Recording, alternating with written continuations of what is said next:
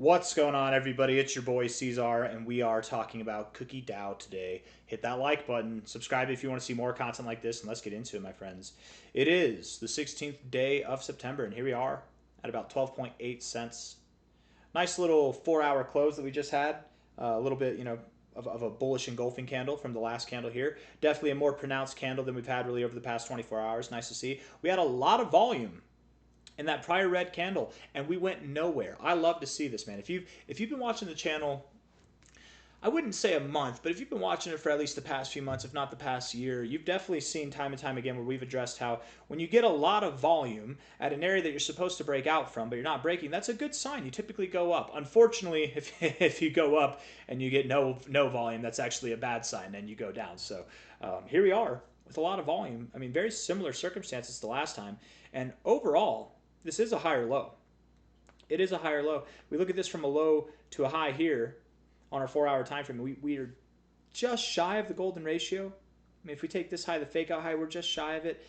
Cookie's been weird with its fibs. I'm not going to hold you to the point of 12.2 cents, 12 cents itself. I don't think you need to go down there.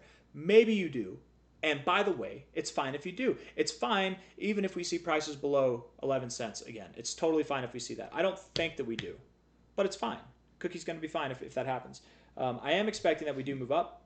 I want to look at some short-term indicators. I want to look at the things that make this chart tick, and we'll see if we can figure out what it's saying as far as where the directional heading's going. 12.8 cents now. Again, a lot of volume. You didn't go anywhere. That tells me there's probably some buying going on. A lot of volume at the low, there's some buying going on. A lot of volume at the high, there's some selling going on. Right? It's pretty damn clear what's going on there. The RSI overall, I don't like the look. It is kind of bearish. The stochastics are bullish, and the MACD is bullishly postured right now while being overall bearish. The RSI is also bullishly postured. We do have a nice kind of higher, not what I meant to do. Higher low, higher high channel right now. I wouldn't be surprised if we went higher. Looking at where we are, though, in this kind of trend, it might make sense to come down a little bit and then go up. So here at 12.8 cents, by the time most of you watch this, if we're down a little bit, we're back down to, let's say, 12.7 cents, which is so insignificant. If we move back down there, cool, whatever. We're finding support at prior resistance before moving higher. I would very much expect that we are moving higher. 4-hour time frame, we're looking at these indicators here, and you're bouncing right off the oversold zone. A lot of these cryptos, man, I've noticed their 1 hour looks bearish, but the 4-hour looks bullish. Why does that keep happening? And I mean, maybe it is bearish momentarily, but then the 4-hour looks so good. Bouncing off the oversold zone like this, getting deep in the overbought zone, we love it. Stochastics are coming out, that's nice. The MACD at the moment is bearish, but it's the 4-hour. Who cares? Whatever, right? It's not a big deal. Nice. Good looks. This validates, in my opinion, the perspective that not only are we moving higher from here, but we probably even move above these highs. We probably see some exceptional growth in a very short amount of time, my friends. Looking at the stochastics here, we have lower lows in the stochastics, lower lows in the price, but you're at this area at the 50 where you like to bounce, maybe as resistance, maybe as support. Support's a good thing, resistance is a bad thing. The RSI overall is shaping up kind of nice, right? I like this. I like this double bottom. When you get oversold, it's barely. When you get overbought, it's deeper. Okay, we've definitely got more overbought iterations since April than we did oversold iterations. To the counter effect of that, we've definitely lived below the 50 more than we've lived above the 50 with the RSI. So, that's not necessarily encouraging in itself. But what is encouraging to also counteract that negative is that we've got higher lows and higher highs. So, again, this, I think, illustrates that we could still go lower. And again, what I was saying in the very beginning of the video, if we do go lower, it's okay. There's acceptable areas to find support. Even if we go below this low, below 11 cents there, it's still acceptable. But we could find support at the golden ratio, go a little bit lower. This is looking like a nice tweezer bottom, though, you guys. I really do think that we're finding support here and that we're going to move up higher. But time will tell. We do have the FOMC meeting tomorrow. Things can be a little bit weird with that. We can see some volatility. We'll talk about that, in another video probably. But I'm not expecting anything too crazy to happen, right? Maybe the emotions might be crazy tomorrow.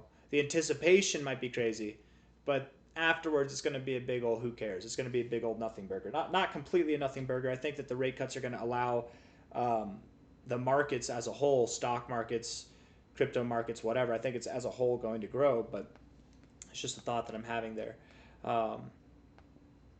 Looking at this from an overall low, come on now, low to high. We found support just below the golden ratio zone. That's okay though. Again, cookie's weird. I would think typically I would like to look at the fibs and use that as a guide higher. I would think that our next kind of target area will be above 25 cents, but I'm not going to use the fibs for that. I mean, it's kind of hard to see. So let's use the price action, right? Price action here. Next area, 22 cents. Yeah, prior resistance there. That might be where we go. You know, we found some turbulence here as well. So something maybe, you know, resistance there, something between 21 to 22 cents sounds about right. If and when we break above that zone, we're thinking really well, or we're thinking very strongly about this 30 to 37 cent area. And once you break above there, you're breaking above these daily low closes, this daily high wick here, daily high closes. Once you break above this zone, we're really just thinking about new all-time highs, right? That's what we're thinking about. And we take this overall high here to this overall low. Typically after finding resistance, and I wish I'd deleted all these lines first. Let me delete all these lines. High to low here. Typically whenever you go to the golden ratio and you find some turbulence, you come back down and then you come back up, you do start thinking about new all-time highs. We do start, or new relative highs at the very least, these extensions, which would be at $1.65 to $3.90. That's the intended target area between now and the end of October. That's the expectation that I think we should all have, genuinely. You know, looking at this price here, going up there, that's about a 12x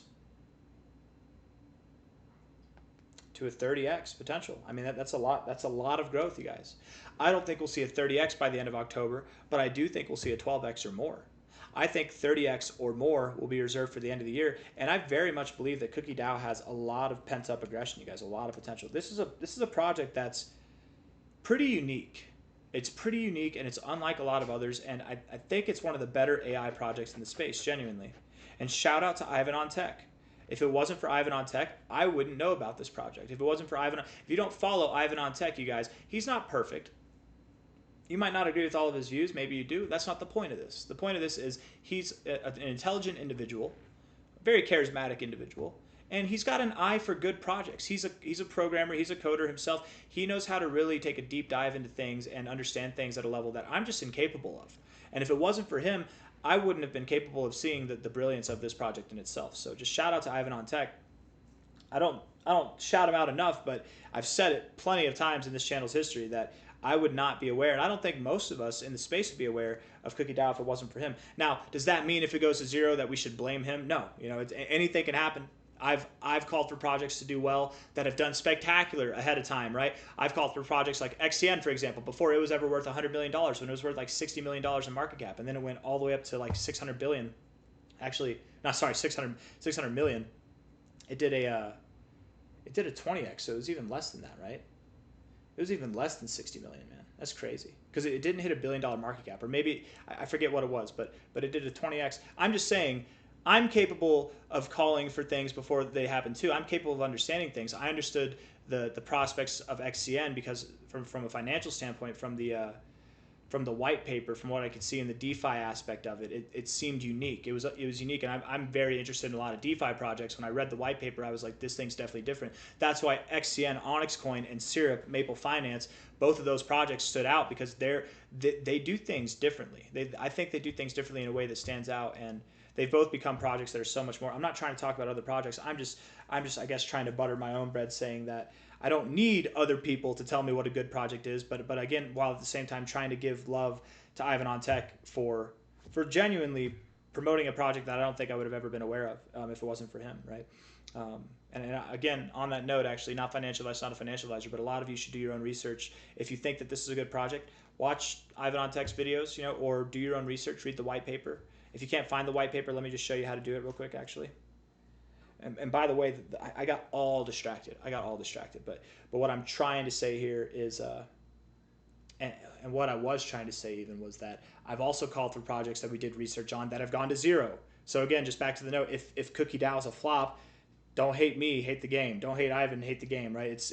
We do our research, we do it the best as we can, and it looks like a solid project. You invest in it, and sometimes even solid projects go under. They're not all rug pulls just because they don't work out. But I don't think this is a rug pull. I think it's going to work out well. That low market cap, you guys, I could see this thing doing like a 100x from here just understand, is at a $7 billion market cap. This thing right now has the capacity to do a 1,000x by the end of the cycle, a $70 billion market cap. I don't think we're going to get there, but I wouldn't bet against it. This is crypto. Crazy things happen, you guys. Shiba Inu in its first cycle of meme coin went to $50 billion. Why can't this thing, one of the most promising aspects in AI and crypto, why can't it do something more than that, right? And in my time, this is my third bull cycle, I've seen cryptos do $10 billion market caps in their first cycle, which puts this over 100x, $20 billion, $60 billion, $80 billion. You don't really see cryptos going over 60 or 80 billion though in their first cycle. But even half of that, even 30, even $40 billion is a multi 100x for this thing. And I'm not saying it goes there. I'm very confident this thing's 100x potential. I'm very confident it has multi-100x potential. That doesn't mean that it has to go there though. Anything can happen. Something new and exciting can come along and take the spotlight. But trying to show you guys the white paper. The white paper. Verifying you are a human. This may take a few seconds. Verification successful. Okay, campaigns. We scroll all the way down. They used to make it easier to find, but you scroll all the way down. You can click on tokenomics. Is that the one we click on? I thought it said docs. But yeah, you click on tokenomics. It should bring you to an X page. It's interesting. They have their white paper on x.com. I kind of like that, actually. It's kind of unique. Article. Yeah. Yeah. This is it right here. This is their white paper. This is all of it. It says tokenomics, but you can find the tokenomics here. But this is all of it. You scroll all the way through. If you want to do your research, you should read this. I've read this thing like 3 times, and I barely understand half of it, right? But I still read it 3 times because I want to understand. I'm trying to, why am I not following? I should be following this. Anyways. Let's finish this up. I don't think I have anything else that I want to say. We've talked about the upside potential. I mean, with what I've said, we've got multi-100x potential. 100x from here would put you at $12. 200x is $24. I believe this thing will see a $20 price to $46 price or more by the end of the cycle.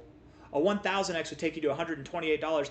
I don't know if we get there because, again, even though the market cap could get to a $70 billion market cap or an $80 billion market cap by the end of the cycle, the token supply, total supply is 999 million. The circulating supply is 613 million. There will be unlocks, I'm pretty sure, that happen in December of this year and in 2026. I'm fairly positive. And you can find that. You can find that in the tokenomics, right? You can find that in the cookie.fun not this page, on the X page here. But let's see. Token unlocks. What are we getting at here? Come on now. Load it up for me, baby. Come on.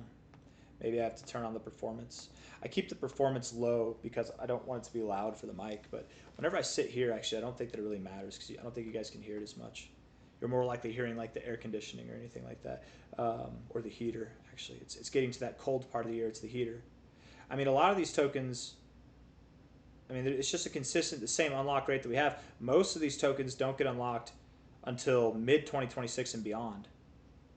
And then, I mean, you have a better understanding if you read it on the X page here. Let's actually do that real quick, okay? Let me just see. We can find it. I know we can. No, that's nice. That's like the token allocation. But what about the? Okay, token incentives. Vesting 35 months. Yeah, all this here. Okay. Right. Token generation event 0. Cliff 12 months, vesting 36 months. So cliff, for those of you that don't understand, means that there are no tokens unlocked for this amount of time. And then the total amount of tokens for the treasury, for the TGE, which you can find in here, in this, those will be unlocked over a period of 36 months. That's what vesting means. Cliff means it's locked until 12 months. And then it starts getting unlocked in over a 36-month period. But I think that 36-month period incorporates this 12 months. So after the unlock happens, it's 24 more months. I'm pretty sure. Unless it's 36 more months after that. Maybe I might be mistaken. But either way, it's still a long time. There is inflation that's going to happen, but I think it's good. I think they did a lot.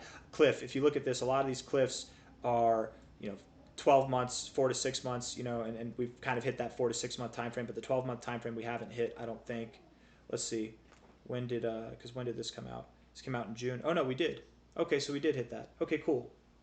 Okay, awesome. So most of the unlocks, or the big unlock events, have kind of already happened. Maybe that's why June we sold off, because there was so much token unlocks. I wish I thought about that retrospectively. Again, why it's important to understand the tokenomics. But I'm rambling at this point, you guys. I'm going to end the video. I hope you guys took something away from it. Okay, hit the like button, subscribe. Thank you all for being here. I'll see you on the next one. Take care of yourselves. Bye bye.